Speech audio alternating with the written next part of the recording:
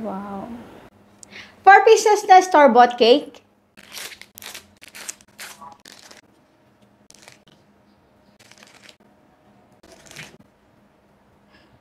Gagamit tayo dito ng 6 inches round pan.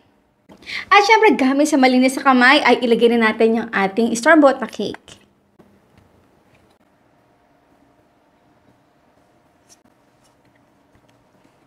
So, ito ay kailangan lang natin i-press at make sure yung mga puwang-puwang dyan na nakikita ninyo ay, ayan, i-press lang natin yung pinaka-cake. Ayan, at dapat ganito na yung kanyang itsura.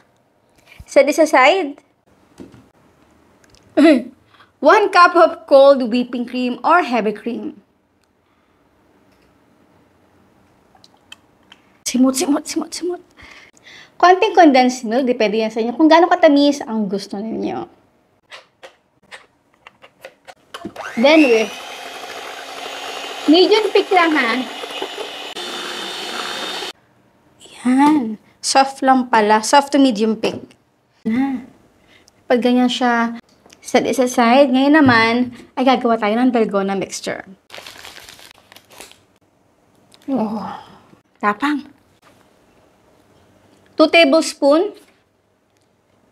Dapat ko nga pala dito ay yung pinaka-fine na coffee. So, kung wala kayo nito, pwede naman granules. Sugar. At ng ating hot water. Konti lang, ha? Okay na yan. Isang whisk lang yung ating gagamitin para magkasya.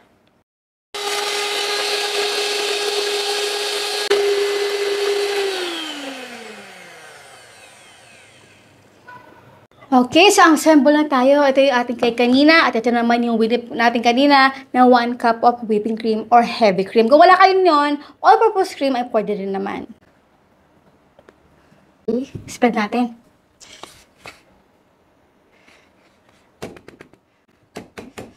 So nakita yung mga gilid-gilid na yan, lilinin natin yung tissue.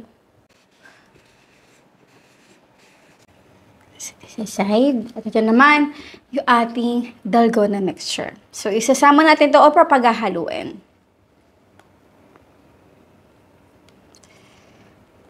Bango! So, gamit ng spatula, haluin lang natin ito. Wow!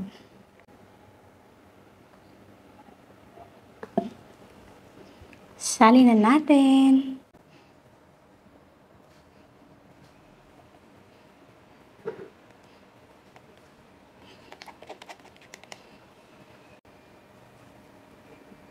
Then, spread lang natin ito. Okay. Itap lang natin. Then, ilalagay natin ito sa freezer for minimum 4 hours. So, hanggang sa na mag-set na ito.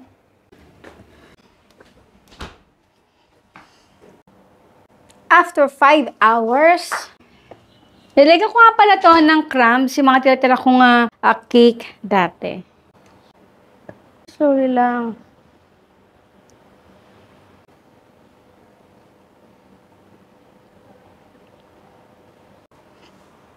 Hiwain natin.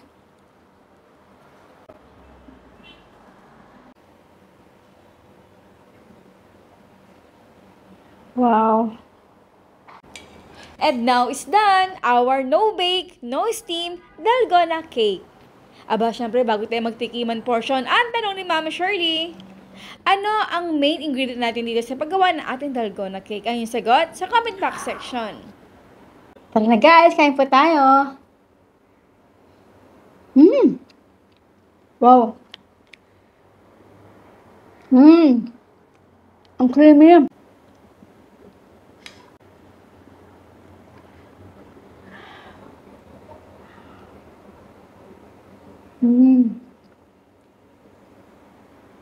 Sarap. Hindi ganun katapang yung pinakakape natin dito. Tama-tama lang yung timpla. Para siya naging alam mo ka. Yung pinaka-cream niya. Ang sarap. Grabe. So, ayan po guys. Maraming po salamat sa inyo lahat ng ating outro. Keep safe, be healthy, and be happy. Bye!